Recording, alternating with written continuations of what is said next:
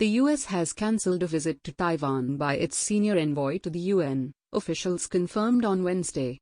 In a statement citing transition efforts ahead of next week's presidential inauguration, the U.S. State Department said it was canceling all senior-level overseas travels, including Secretary of State Mike Pompeo's planned trip to Europe.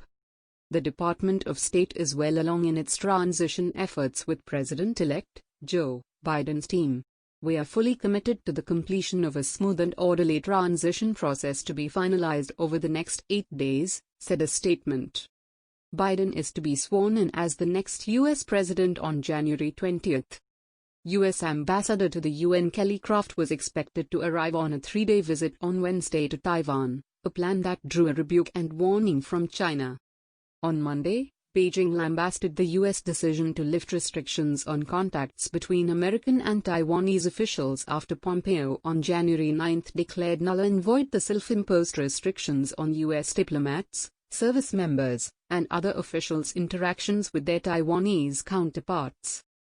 Beijing considers Taiwan a breakaway province, but Taipei has insisted on its independence since 1949, and has diplomatic relations with 16 countries and regions.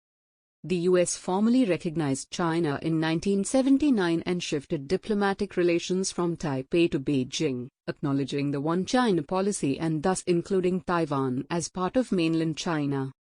However, it recently stepped up its engagement with Taiwan. Last August, U.S. Health and Human Services Secretary Alex Azar became the highest-ranking U.S. politician to hold meetings on the island in decades. Last year it also approved arms sales to Taiwan worth billions of dollars.